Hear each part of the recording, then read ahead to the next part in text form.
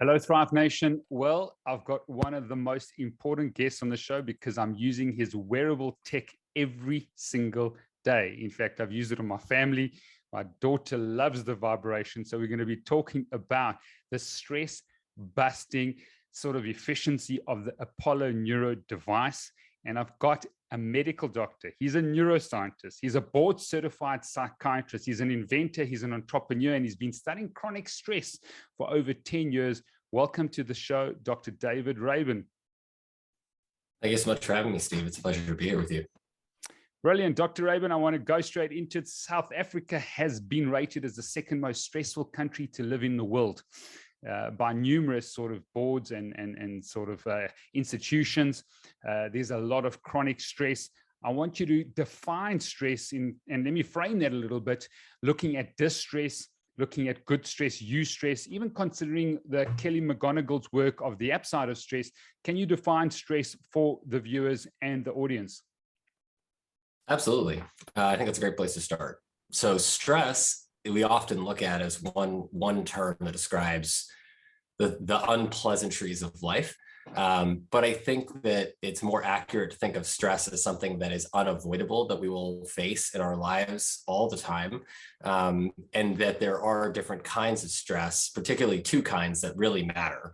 One of them is called eustress, which refers to good stress, or the stress or challenges. If you think of stress as challenges that we face in our day-to-day lives, it's challenges that force us to grow, right? So facing things like learning new skills, right? And having to overcome different things like making sure we don't get too upset at our kids when we're coming home from work and we've had a long day, and making sure that we, knowing our kids are sponges, that we're not overly bringing home too much stuff from work back into our home lives, right? So that is one example of something that over time, it's certainly challenging, but over time, as we work at it and practice at it, we get better at self-regulation, we get better at feeling more in control, and we get better at being parents, right? And so that has obvious benefits long-term that many of us who have been parents or have worked closely with children, or our friends or family's children, can see.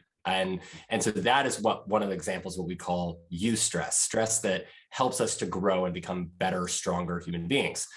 Then there's distress, which is what we think of as unpleasant stress that is really sort of chronic. It lasts over time. It's unrelenting. It continues despite our best efforts. So we feel like no matter what we do, it's not going away.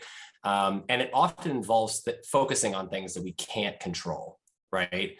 So the more time we spend focusing on things we can't control, then the more out of control we feel, and the more distressed we feel. And then the less confident we feel in being able to overcome those challenges that we're facing. And so it's really about finding balance between these two and really trying, and a lot of this is perception, right? So it's how we view stress. And if we start practicing viewing stress as a challenge that we can overcome, and it's a learning opportunity every time it presents itself, then a lot of what we used to think of as distress starts to transform into eustress, or good stress that helps us grow, which I think from the study of chronic stress and resilience over the last 15 years, this is one of this perspective change in terms of how we see meaning and challenge and stress has a tremendous amount to do with what makes those of us who are the elite, what we consider to be the elite performers in the physical, mental, expertise categories, like the elite athletes and the champions of the world we really look up to. It's what really separates those people from those of us who are really struggling with overcoming these challenges on a daily basis. A lot of it is perspective, and that's something we can teach. That's very exciting and empowering. Brilliant. So we can talk about perspective as an intervention, because obviously we want to educate people, empower them to have a different view of the different challenges that we face in life. But let's move to distress and anxiety. What has happened in the last maybe 5 years in terms of the statistics? I don't know if you know them in the US or worldwide, because anxiety seems to have exponentially increased.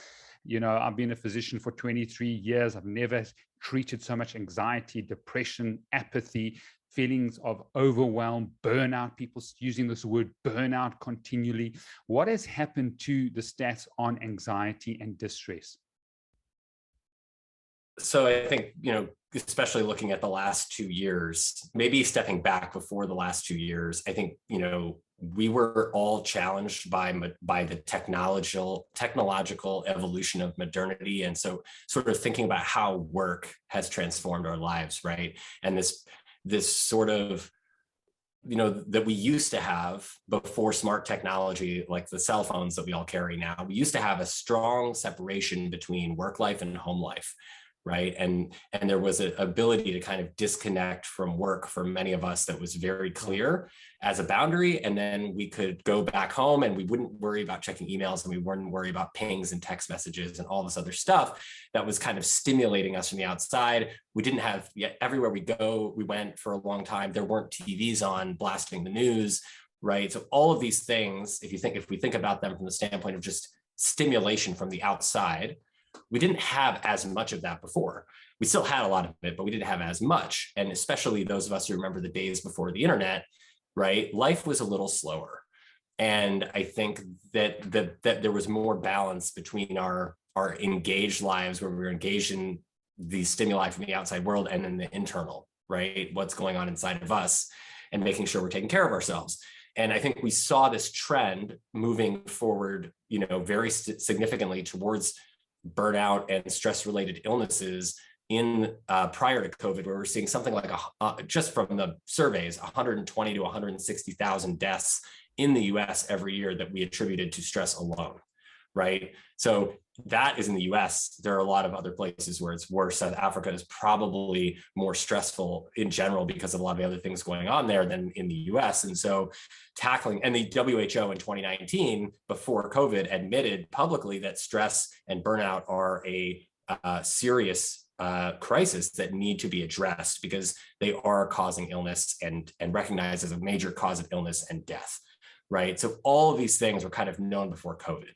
And we knew that they were getting worse. And we knew that burnout rates, people feeling less engaged with their jobs, less happy at work, less fulfilled and motivated from work and home life together, all of these things were increasing pretty steadily. But a lot of the population, I think, in general, was in denial, because we still embodied the suck it up perspective of, let's just, forget about our emotions and how we're feeling about this, and let's just perform, and not prioritize recovery. And then I think when COVID really became a reality for many of us, we saw a lot of these numbers go up dramatically in anxiety, in depression symptoms, in people using and abusing recreationals and prescription medicines, right? So alcohol being a huge one, opioids being another one. We know that people self-medicate with these sedative medicines or drugs because they want to numb themselves to anxiety, mental, emotional, physical pain, right? Put themselves to sleep, to basically take care of things that they're struggling with. So as we see those numbers go up, and as we see the use of these medicines go up, and the abuse and the overdose rates and the suicide rates, especially, all of these are signs that we can no longer deny that we are in a mental health crisis, and that the reason why we're in a mental health crisis is because we've been ignoring it for so long, right? It's not that this is an insurmountable problem. It's that we've been in denial for decades. We treated mental health as something that wasn't even necessarily covered by insurance in the United States, because we degraded it so much from physical health, but really they're the same, right? When you're mentally unwell for a long enough time and it's not addressed, you will feel physically ill. And when you're physically ill for a long enough time and that's not addressed, you will feel mentally ill, right? And so we know that these are inherently connected. And I think that is starting to become undeniable, just like the rates of mental illness are as well. And that we really need to radically shift our approach to addressing these in more accessible, less stigmatizing, and less harmful manners. Brilliant. And I think, do you have any stats? I mean, I know I've listened to Dr. Judd Brewer, who said like 350% in general anxiety disorders in the last 2 years. What is happening with people diagnosed with mental disorders? Is that significantly and exponentially increasing? It certainly is. I can't give you the exact numbers because I want to make sure that I am accurate in that statement, but it has increased dramatically. So if we want to think of what a statistically significant increase would be, this is an extremely statistically significant increase from prior. And I think the biggest problem is that we don't have better tools, right? So a lot of the tools that the standard practitioner like the family medicine doc or the internal medicine doc or whoever sees these patients first when they come in, or whoever it is who comes in with anxiety or depression, if they are a prescriber, meaning that they're legally able to prescribe a medicine, oftentimes when somebody goes through their symptom list and they end up checking off all the boxes for low mood, hot racing thoughts, poor sleep, low appetite, low motivation, all of these kinds of things, it winds up triggering what the physician in the West is most trained to do first, which is to say, okay, you probably should get a therapist, but you don't have a therapist right now, so I'm going to prescribe you an antidepressant, right? And so that kind of feeds this loop where the antidepressant isn't being prescribed with the education of this is how this medicine works. This is going to, take the edge off all of these intense experiences you're having, so you can learn how to cope with stress and embrace these challenges and grow from it on your own. It's just, oftentimes the message is take this medicine, it will make your symptoms go away. If you stop taking the medicine, your symptoms will get worse. Yeah. Right. And so it's a very disempowering experience for people. And we haven't had new good treatments for anxiety and depression and PTSD in particular that are FDA approved, that are actually new and effective in more than 50% of the population in over 15 years. Wow. In the US, right? So it's a long time for us to see such slow progress when the treatments we're using are only working 50 to 60% of the time, because there's still 40% or 50% of the population that is not getting long-term remission, which is a really disheartening figure. And so I think that drove myself, my colleagues, to really ask the question of, are we looking at this in the right way, right? Is medication, in the way we're prescribing it, and these kinds of medication, are they actually solving the problem?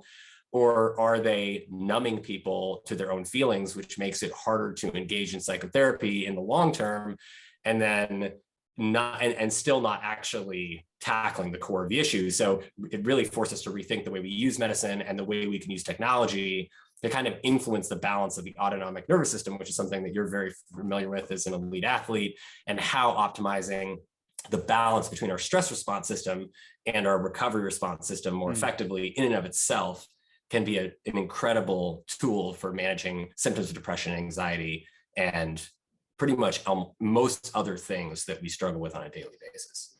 Fantastic. Fascinating. Maybe looking at the sort of the progress and the process of assessing someone, evaluating them, and putting them on a journey. Where do you start? And what are the measurables you use to start that journey? Because it seems like possibly the Western medical sort of, not dogma, but sort of the process is very sort of prescriptive in terms of using prescribed medicines. And I think possibly in the future, there's hopefully going to be a change. But there's some, people are going to be listening to this and saying, oh, Dr. Rabin, you're a psychiatrist. Is it eustress? Is it good stress? Hormetic stress. People are doing exercise from a hormesis point of view.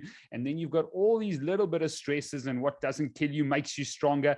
How do I know when I'm in, chronic stress, where it's a real big problem? What are the measurables? And let me frame a little bit. Are we looking at sort of your cortisol DHEA ratio? Are we looking at HRV? What is your personal process on measuring stress and giving people some objective data points so that they know, hang on, actually, I've pushed too far. I need to make sure that I recover more. I need to look after myself. I'm not in a good space, because I think it's a lot of lack of awareness. And doesn't it start with awareness? But, there's the subject feeling of, yesterday I did a presentation at a big corporate, and I gave them an oral analog score. And I said, write down out of 10 what you would see yourself from a stress perspective.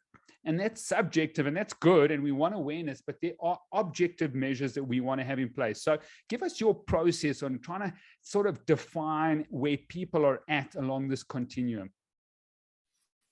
Yeah, that's a great question. So I think keeping the biomarkers in mind, like heart rate variability, cortisol, all of these are interesting, but they are only signs of what's going on inside of us, right? And they're signs that kind of help us understand better, as you said, an objective measurement of how we respond to the environment, how effectively we respond to the environment, and how efficiently our bodies are working, and how balanced they are and recovered they are. So how prepared we are to engage with whatever comes at us, right? And then bounce back from that. And so I think when we think about, eustress versus distress, it's easy to confuse and think about, I am in distress all the time. What's wrong with me? right? And it's not about what's wrong with you. It's more about what has your body and your mind been trained to do over time by the people that taught you, whether intentionally or unintentionally, the people you watched as role models, right? Was your body trained to be more in a state of fear most of the time, afraid of yourself, potentially afraid of other people around you, not feeling safe mentally, physically, emotionally, or financially, or legally in your environment where you live? All of these things set us on a stage where we are by default in a position where we're more likely to respond to things in our environment from a standpoint of fear, right? And that's okay, because as you said, awareness is the first step. And when you're aware of it and you're aware that we're responding like that, and we remind ourselves that we're safe at the store checking out when somebody drops something and it surprises us, we know we're in the store, we know we're safe, we know that we're not actually under threat, but the awareness allows us to question that and then retrain our nervous system to be more in balance by just reminding ourselves that we're safe over time.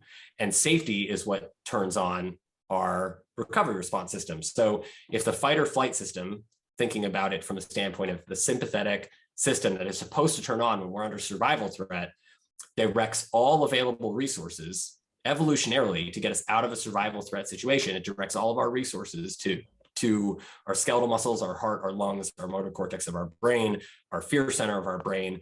And it takes those resources from somewhere, right? And it takes them away from our reproductive system, our digestive system, our immune system, the parts of the systems that we have that are important, but not critically important for escaping from a lion chasing us in the jungle, or not critically important for finding food if we're out of food, right?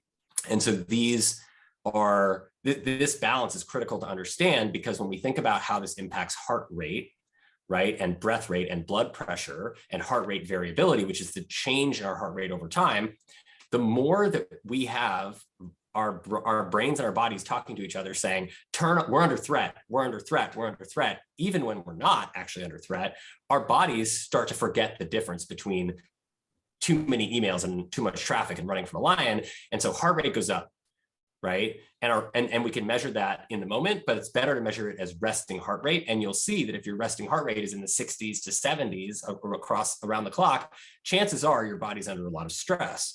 If you combine that with additional metrics like your resting blood pressure is also a sign that if you have high blood pressure, what we say, I think, is now like 110, higher than 110 over 80, then your body is in a state where it's favoring sympathetic tone. It's favoring stress, fight or flight tone. And so doing relaxation exercises can revert that, right? So the rebalancing of that would be taking more time for deep breathing, more time for exercise with healthy amounts of exercise, more time for sleeping, right? More time for self-touch, loving touch from others, which could be like intimate, non-sexual touch, massage, things of that nature, empathic communication where you're making eye-to-eye contact with loved ones who are not judging you.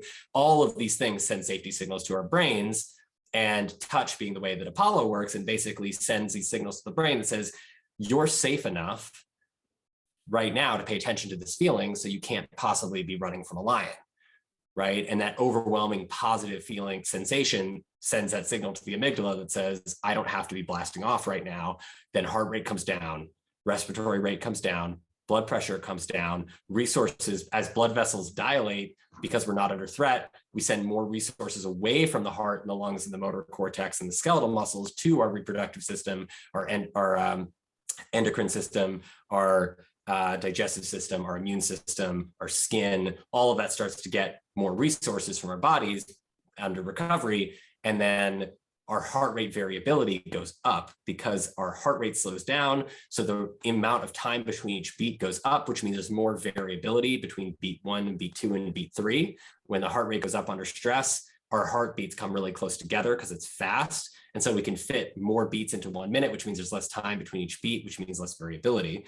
And so by looking at these different metrics over time, predominantly, you can look at cortisol, you can look at chemicals, but actually I think most physiologists will tell you that you don't need to look at any of those chemicals in general. The most accurate measures over time, if you're looking at them that are non-invasive, that don't require a blood draw or a saliva sample or a lab, is you do HRV, heart rate, respiratory rate, and blood pressure over time. And even just 2 or 3 of those will give you enough information to let you know how recovered you are and how ready you are for a challenge. Sure, fantastic. What a summary. So heart rate variability, and blood pressure, respiratory rate. So these are four very important metrics. And what I love about them is you can give people the ability to measure them so they can do it themselves. And isn't that the art and science of what biohacking is? We want personal health accountability, personal health optimization, to say, I know what these metrics are. I can measure my blood pressure and I can see what happens on a trend basis of where these numbers are going. So these are objective signs and symptoms from a stress or chronic distress point of view that people listening can adopt and then be able to measure. And what they can measure, they can often very manage. So we get the objective and then we get the subjective from people, which I think is fundamentally important. Just for some of those very advanced biohackers and those that are doing functional medicine, give us maybe your top 3 or 4 blood tests with regards to oxidative stress or things that will show up stress within the body. That's a good question. And I think to add on to what you just said, I think part of why this is so exciting in terms of looking at the heart rate, the blood pressure, the respiratory rate, and the heart rate variability is that we can, as you said, we can measure all these things on our own at home, right? There are ways to do this now. They're relatively easy. And what's really exciting about that is not only measurement, but because we're thinking about this from a physiological perspective, how these different systems of our body are interacting with each other, the blood vessels, the heart, and the lungs, right? We also can show ourselves that we can change it, right? So we can show ourselves that if you do some slow, deep breathing, where you do like start by 5 seconds in, 5 seconds out, and then you increase that gradually over the course of a couple minutes, you'll see your heart rate come down precipitously, right? You'll see your blood pressure come down. So it's very, very, it's a very empowering, as you said, to the individual to not only be able to measure, but to also understand that we have the power to influence these metrics, not only over time, but also in the moment by doing these autonomically toning practices like deep breathing, yoga, meditation, mindfulness practices, regular healthy exercise, etc. All of these touch, soothing music, right? All of these things can help boost that balance. In terms of blood tests, it's interesting because I don't have the same blood tests that I use for everyone. I think personally, if I can do, I think as you learn as a psychiatrist or a physician, as you are well aware, to do a good investigation with somebody, you can find out most of what you need to know from those 4 things that I mentioned and from a conversation, right?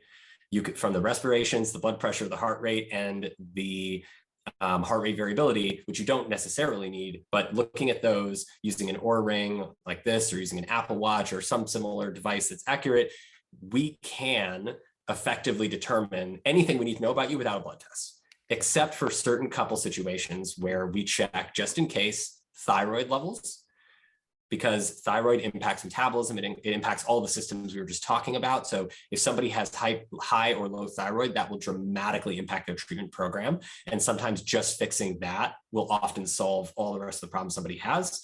We look for iron levels, because iron levels and anemia and B12 in particular iron and B12 are 2 critical factors in anemia. And those cause people to be very, very tired, fatigued, and dysregulated in terms of their energy. So we see a lot of people for that reason. So that's a big screener that we use. And then we also sometimes look at different vitamin levels, depending on somebody's nutritional status. We look at everything from other vitamins like vitamin D, which a lot of people have deficiencies of and can be managed relatively easily. We'll look at some different vitamin B levels. We'll look at, and I think that's the major panel that we use. And then if people seem to have some strange findings from those tests that we can't correct with the changes we're making, then we'll start to look at other things like testosterone and hormone levels.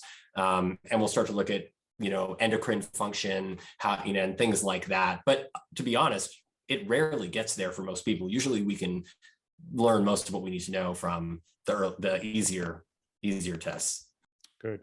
Great summaries. I think people can really know in terms of the measurables, and that's what I've been saying to people. This can be measured. There can be some real objective signs and symptoms that people can do at home and be able to prevent disease. And isn't that the greatest takeaway? We want to prevent, we want to increase our resilience and our adaptability to the environment that we're in.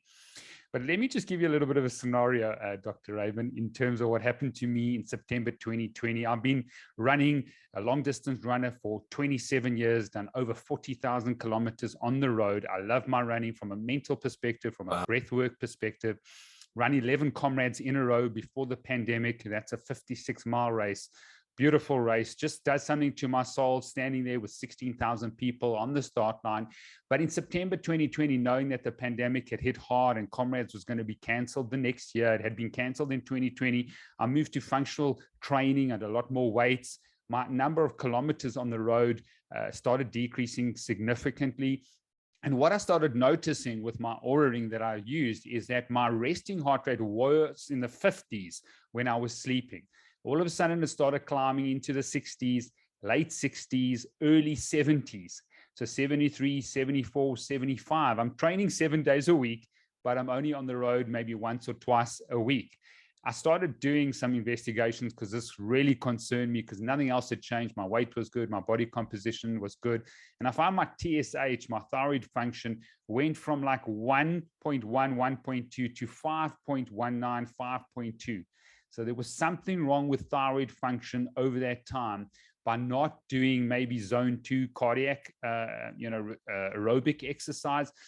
Do you find this often with athletes? What would you say about my scenario? I'd love your perspective in terms of what happened. It has regulated now, but it's taken me since September 2020 to probably February, March to get that TSH back and to get my resting heart rate in the 50s and my heart rate variability back to where it was previously. Yeah, that's really interesting that happened to you. I think that just emphasizes why looking at those certain labs, right? That thyroid lab is so important for a lot of people, just to make sure that we understand where you're at normally when you're feeling good in your healthy zone, and then where you're at when you're not feeling particularly good. And I think, it also speaks to this idea of, and we do see this occasionally in elite athletes. I think it does.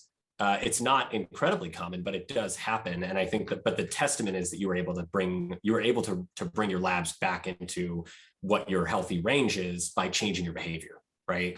I think that's really the magic of what's going on. That our labs are only a reflection of what we're doing and how our body's feeling and what's going on inside here. Right. And so you showed yourself that there was a certain behavior pattern that your body had become accustomed to, and it had become accustomed to self-regulating in this behavior pattern where you are running a lot. Right.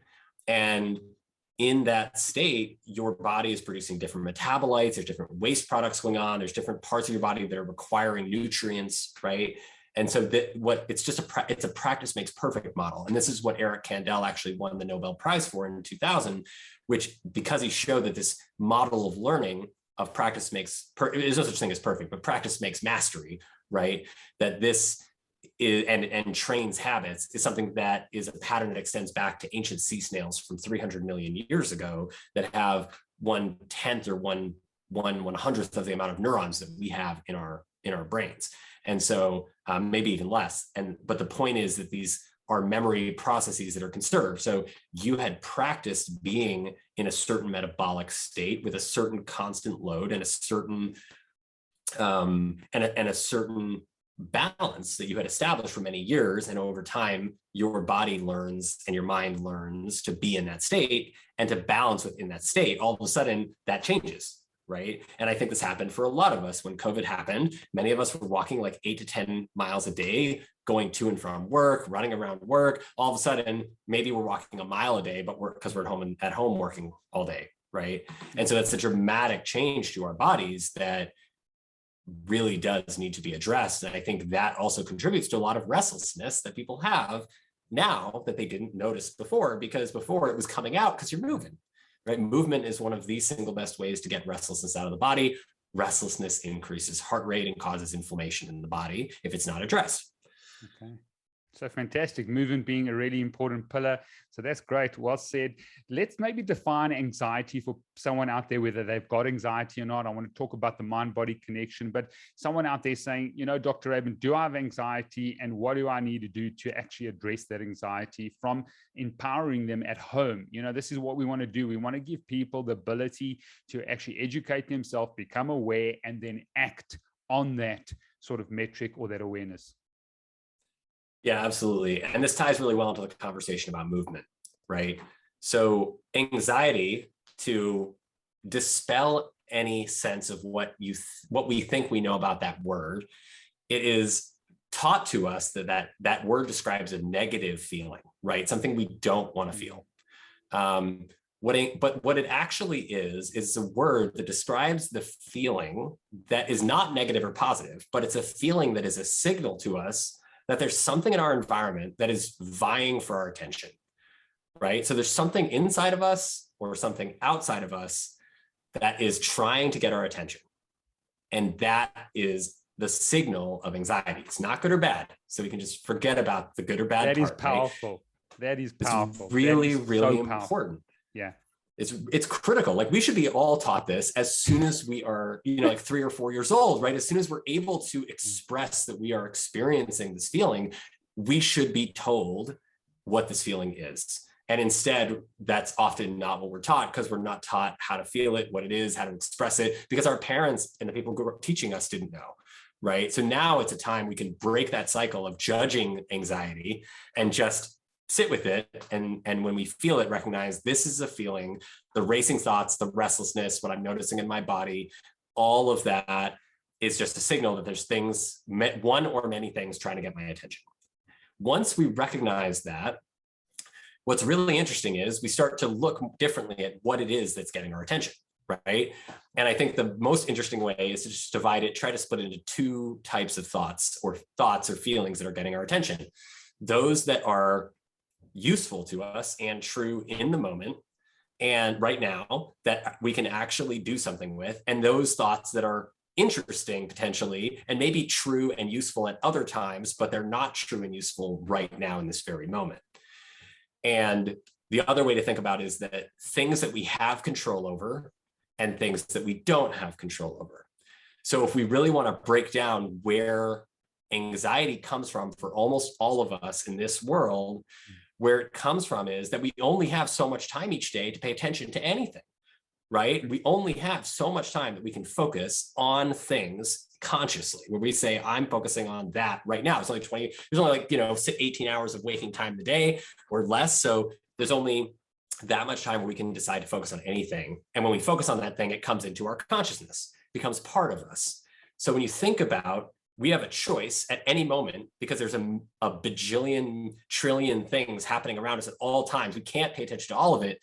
We are the ones who have the choice to decide what comes in. If we decide to take that precious attention that we have, which is our most valuable resource in terms of the way that we only have a limited amount each day, and it is the single most important way that we interact with our environment, and we choose to pay attention to things that we don't have control over, then we feel out of control that much of the time. So if we spend 80% of our time each day focusing on things like what other people think about us, what's going on in the news and the world that doesn't actually have any impact on us, even though it feels like it does, then what happens is those things are not things we have control over. And then we feel out of control 80% of the time, sure. Right?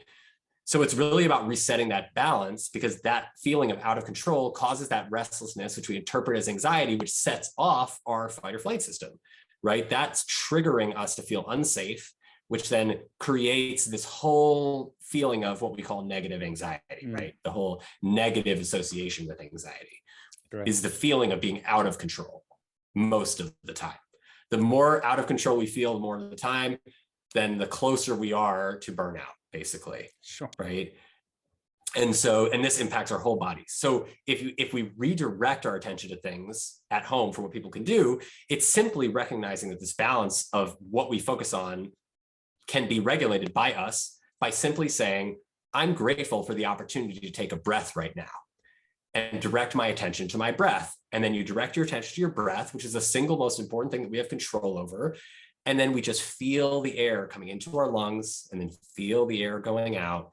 And you repeat that a few times. And within just a few breaths, typically our thoughts are a little slower, our heart rate's a little lower, and we're feeling a little calmer and more able to more in control, because our breath is the most fundamental thing that we have control over other than our attention.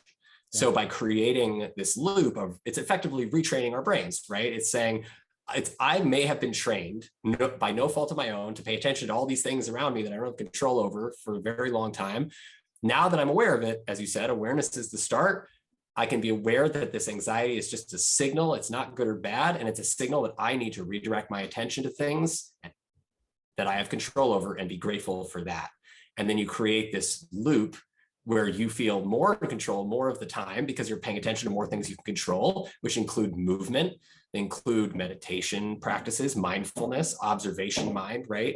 And it includes what we put into our bodies in terms of food, nutrients. All of these things are connected because we have control over all of them.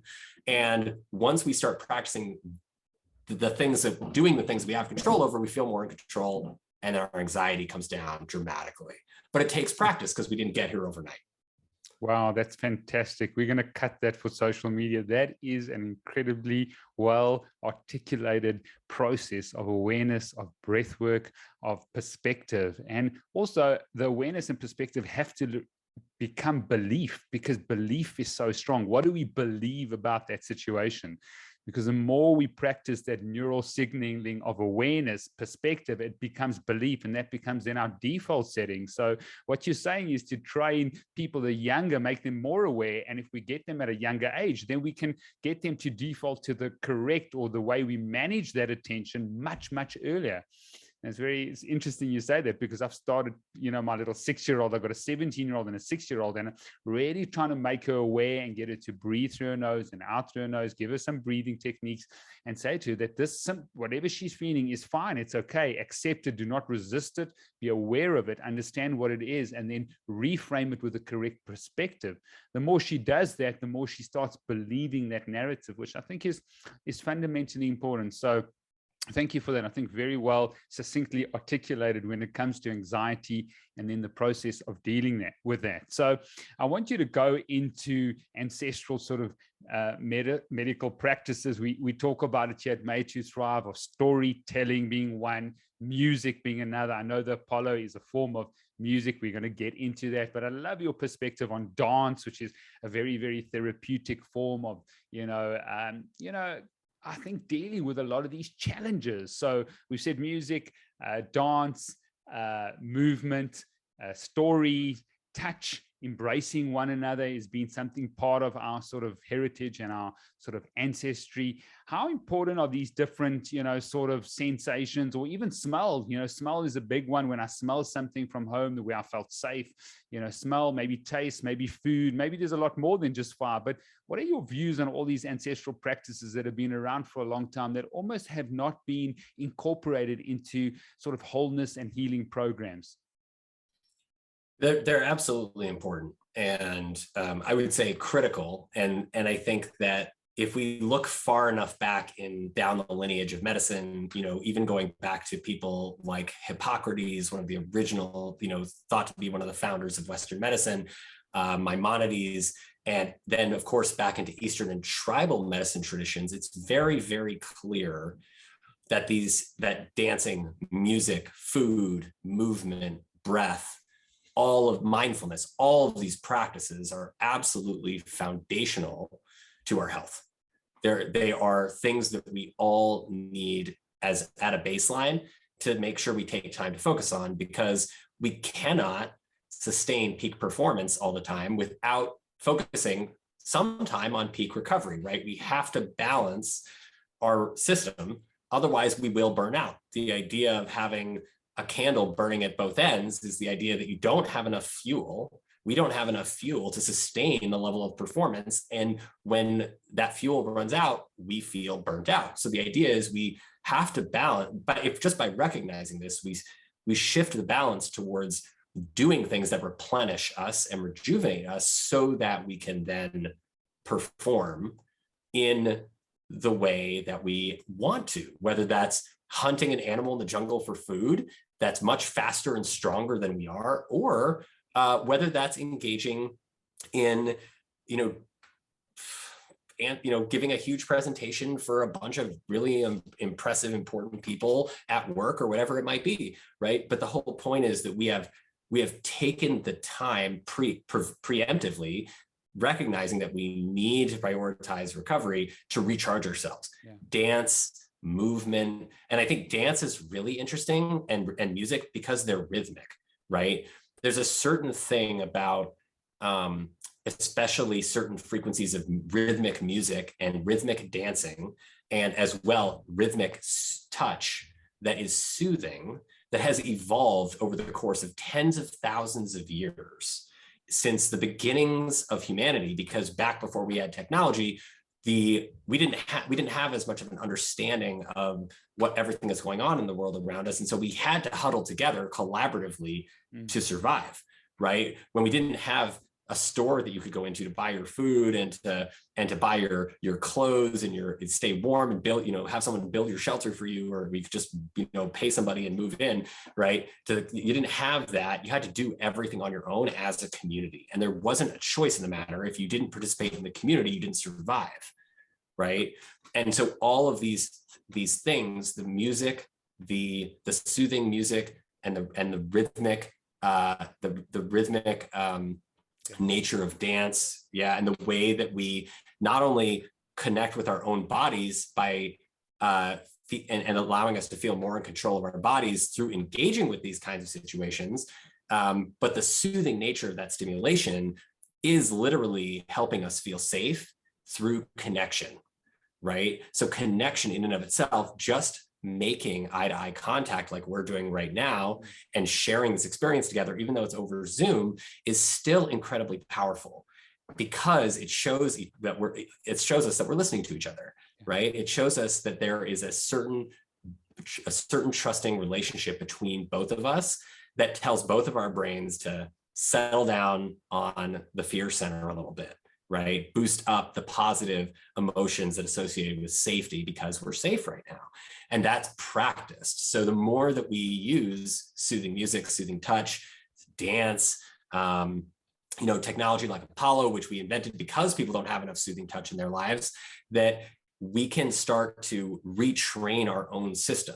Again, all of these things are things we have control over. So if we exert control, then we start to realize that we're actually in control most of the time, right? So again, it trains that belief, and that belief with practice turns into knowing that I am in control most of the time.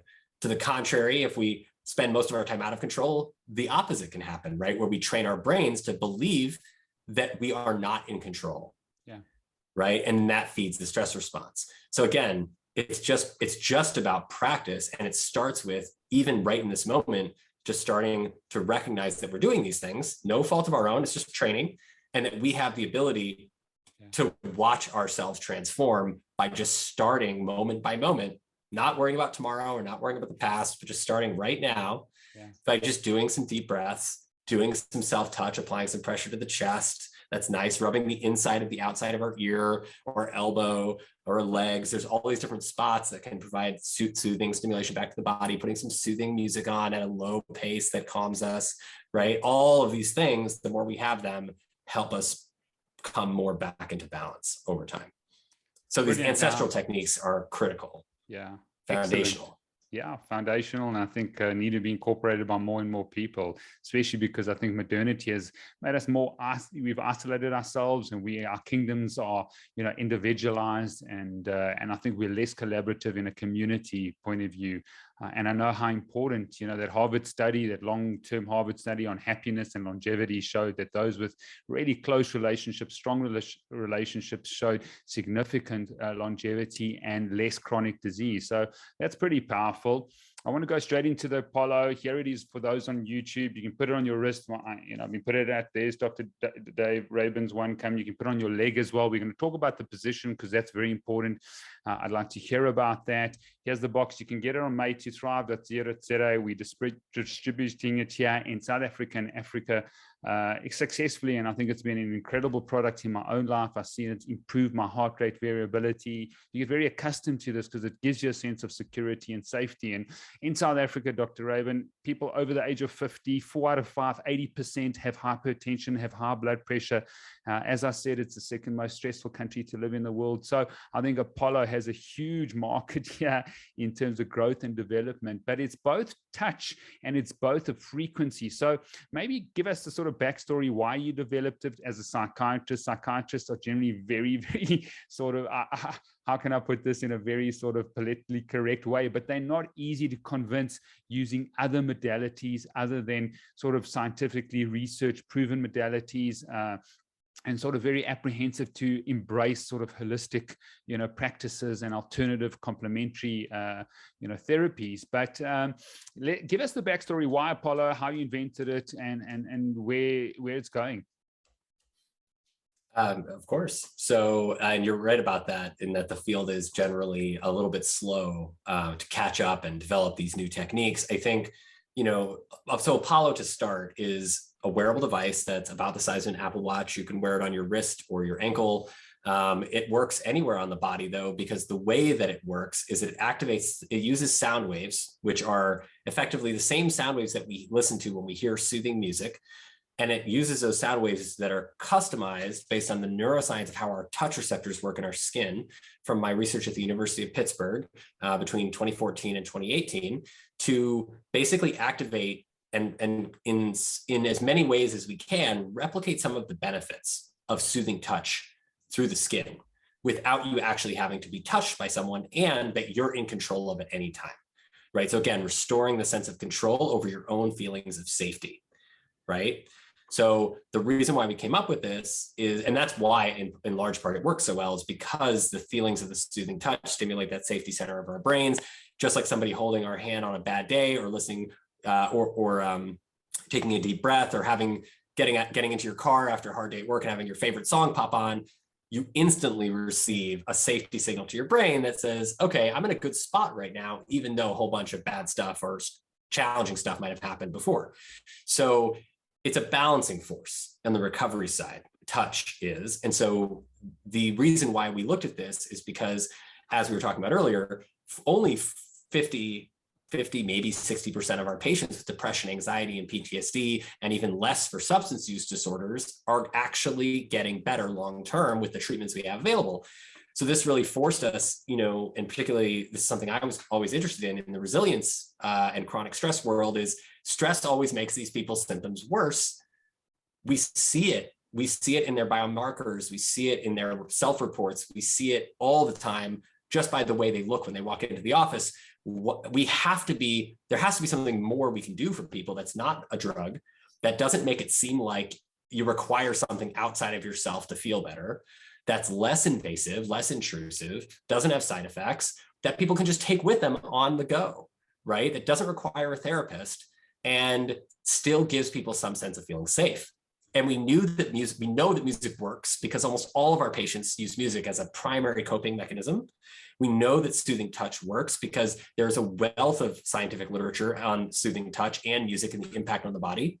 And we also know from the literature, especially up until that time, but now even more so, that people with PTSD, depression, and anxiety, and many other mental illnesses, including things like chronic pain, have a very overactive stress response. Their sympathetic nervous system is through the roof. They have generally high heart rate, generally high resting heart rate, low HRV, high blood pressure, high respiratory rate, and the list goes on. So knowing all of that, we thought, okay, there seems to be a dysfunction going on at the core between the stress response and the recovery response nervous system, the sympathetic and parasympathetic, favoring sympathetic in people who have these conditions.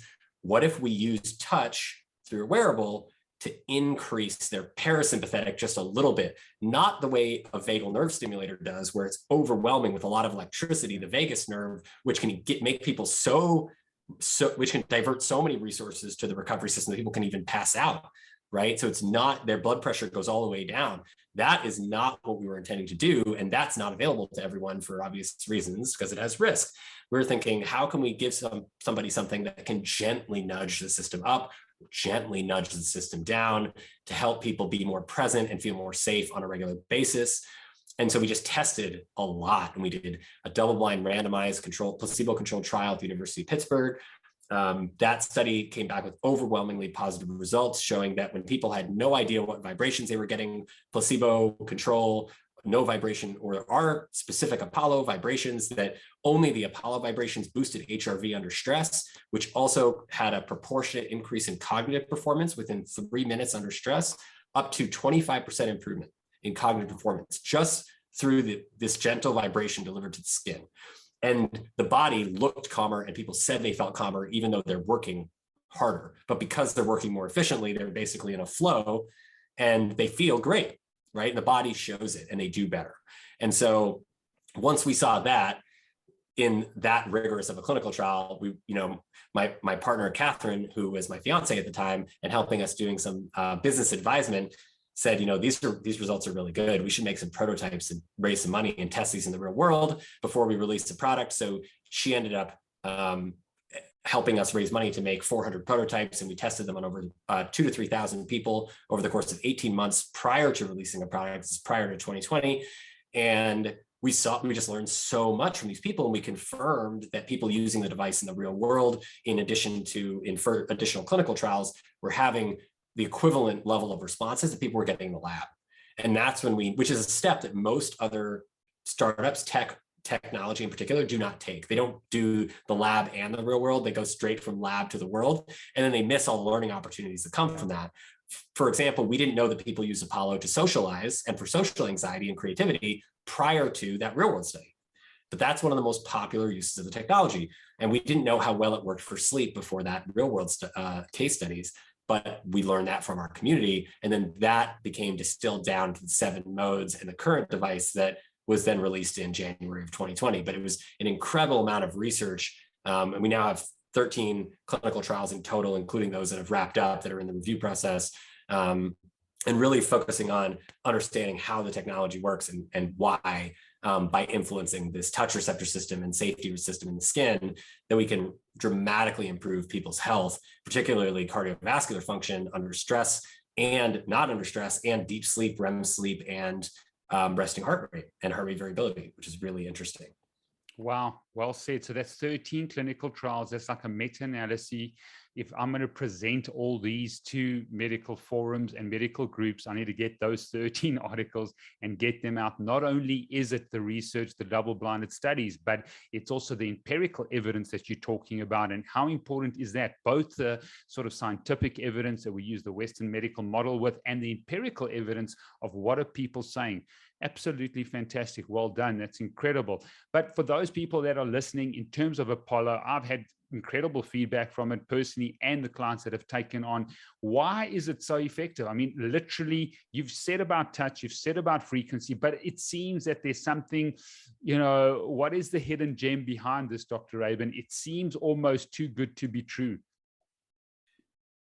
So I think that it is actually it's actually simple in concept, right? How it actually does what it does so well is part of our it's part of our magic that we will continue to deliver to you and educate you with over time through the evolving experience that Apollo will become, particularly as it becomes more personal to you based on your specific features and the way you use it.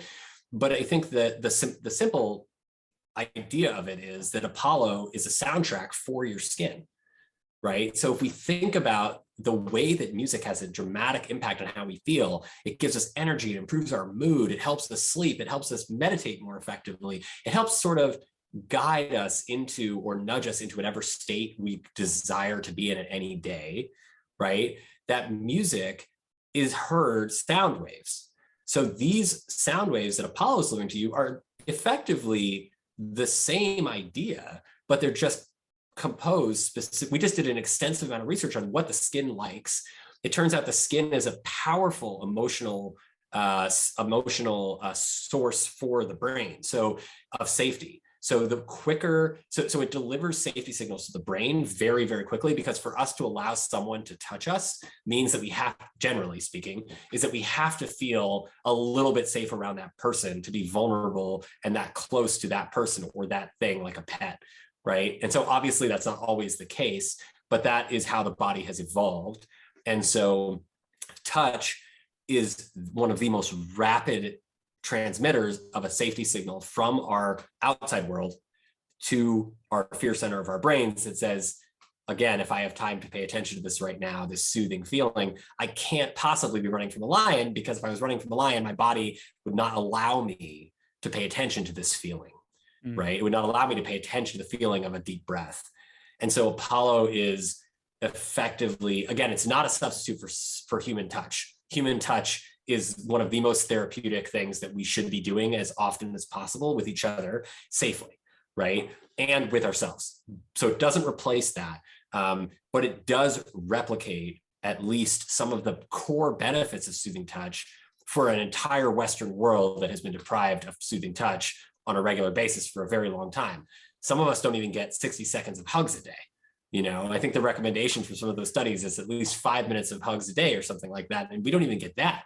Yeah. So, you know, I think that, or hand holding or anything, right? So this, any approval, touch that signals sort of approval or connection or acceptance by our community is incredibly calming. And so just having that around you is going to induce a very significant benefit. I think part of the secret sauce in what you're describing and why it feels so effective is because you're in control, right? It puts us back in the driver's seat of how we feel and how much energy we have available to us at any time. And it really restores a sense of control over our attention by making us feel safe or helping us remember that we are safe. It restores attention. And then all of a sudden we realize that, hey, I might have been spending 90% of my free available time focusing on things I didn't have control over. Now I have all that available to me, all of that precious brain resources now there, it's available, right? So it seems like a dramatic benefit in particular because it helps us start to recognize all of this unmanaged resource of brain power that was getting diverted to things that we couldn't control in the first place, right? Fantastic. What we call like vampiric thoughts. You invite the vampire in and the vampire then can get you, right? It takes control. And we have the choice to allow the vampire in or not. I think the vampire is a great metaphor because the thought that could be vying for our attention, we don't have control over it, it's a vampiric thought, right? So we can say, I acknowledge you, thanks for letting me know you're there, but you're not useful and true to me right now. So I'm just gonna come back to you later. And then you reappraise it, and then you continue to train that process. And over time, only the thoughts that are true and useful come into your attention, and then you feel more in control, and you have less vampiric thoughts kind of controlling your emotional energy system effectively. Fantastic. From a psychological perspective. Absolutely, well said. And you're basically empowering people. People are feeling empowered because they can do something, they can actively be in control, and then be able to adjust to their circumstances. So that's incredible. We're coming to the end of the show, Dr. Rabin. Just 2 more questions. I'm sure people want to know, in terms of your own lifestyle, 3 sort of top biohacks or 3 things that you do that are crucially important for your health that you do on a daily basis. So I use Apollo every day. I've been using it mainly, and I say this not as a selling point, but really just because I am one of those people who never learned how to breathe or meditate or the importance of healthy amounts of movement in my life growing up. And that's okay, because it turns out that I'm like most people, and I had to learn all of these things that we're talking about now as an adult. And I didn't even learn it in medical school. So I actually learned a lot of this stuff and taught it to myself after going through medical school and doing much of my medical training, as probably many people have, because this is not taught well. So when I started with breath work and just trying to do 2 to 5 minutes of breath work a day. But it can be hard to do more than that, especially when you're starting out. But, really focusing on just 2 minutes where I'm intentionally focusing on my breath, right? And just focusing on the feeling of air coming in and the feeling of air coming out, and doing that for 2 to 5 minutes a day, maybe a couple times during the day. During the time before bed is a critically important time where it's great to learn how to do that slow breathing technique, because it really can calm us down and ease us into bed. So practicing breath as not only it's really to restore our sense of control in ourselves, and to bring us to center our minds back into our bodies is in the present moment is critical. I can't overemphasize the focus on breath practice, even just a little bit every now and then. You could do it at any time. And then in tandem with breath practice is gratitude practice, right? So what we call, I call these kind of like the skills of presentness. So our minds can be anywhere. They can be in the past, they can be in the present, they can be in the future. But with so much going on around us all the time and feeling so out of control, we're often trying to predict the future based on the past. And that takes us out of the present, which is actually the moment where we can actually make change in our lives, is the present. So by doing breath work, we ground ourselves back into the present. We help ourselves make better decisions now that impact the way we want to be later, right? And gratitude practice, being grateful for being able to just take that breath, right? Being able to take another breath, because breath is our most fundamental way we interact with the environment around us. And we intake the environment into our bodies, right? So just being grateful for being able to have another chance at today, right? These kinds of small things, as small as they seem, actually change our whole perspective on the day, helping us remember to be grateful for the challenge that feels stressful right now and might even feel anxiety provoking, but being grateful for the challenge, because the challenge is an opportunity for growth, and growth makes us better, right? So those practices combined are like superpowers for us that are just untapped. They're just kind of sitting there, emotional skills, just waiting to be accessed and nourished, but most of us haven't learned how to do it, and they're free. So that's why I focus on those two first. And then when you add in Apollo, which is a huge help for me, I've been using it. I'm probably, like, my wife and I are two of the longest users of the product. We've been using it since almost every day since 2018, when we had our first prototypes, maybe even a little earlier than that. And I can tell you, I won't speak for Catherine, but I'll tell you that using Apollo reminds me to breathe. When I'm under stress, I forget to breathe, like many of us do. It reminds me to breathe. It reminds me to be more in my body, that I'm in control of my attention. I can direct my attention to my body. And it reminds me to be present, just like gratitude and just like breath work. And I can tell you that just by being more present in my day over the course of the last 3 years, I have learned to control my attention so much better that I have increased my personal efficiency by at least 25%. Wow. At least 25%, which means I am getting at least 25% more stuff done every day, sure, right? Which is unbelievably valuable. Incredible. I can't even tell you. So, and two of those three things are free, right? So, and I think if you're not gonna get an Apollo, just move. Just exercise, right? Do movement meditation. It doesn't need to be a full-blown exercise routine. Do yoga, movement meditation, stretching, any of those kinds of things, but do something where you're using and getting in touch with your body every day. If you're not feeling ready to do those things, Apollo can be a great tool that can help you get into a place where you're feeling safe enough and good enough to start to make some of these behavior changes in your life. Brilliant. I think, just tell us about the future of Apollo as it's a treatment wearable. It's a second generation wearable. Most of the wearables out there are assessing, they're not sort of treating or intervening. So it's something that is treating a condition or treating a state, or, an area that needs help. Tell us about the future of Apollo and where you are going at this stage. So, and so on that point, we have this big clinical trials program going on that I'm running at the company. Of the 13 trials I mentioned to you, I think about 4 of them are complete, and they're in the publication process now. So we will be announcing these publications as they come out, because Apollo is a new technology. So these publications will be coming out starting probably this year. So stay tuned for that, and you can check out our website. We'll be announcing all of that stuff from our website over time, and keeping you all up to date. And we do have, while the studies are under review, we have previews of the findings on our website that anybody can look at from what we are allowed to talk about publicly prior to the publication. And then the other studies are all ongoing. So those will continue to come out over the next couple of years. But very exciting work that's coming out. So stay tuned for that. And I think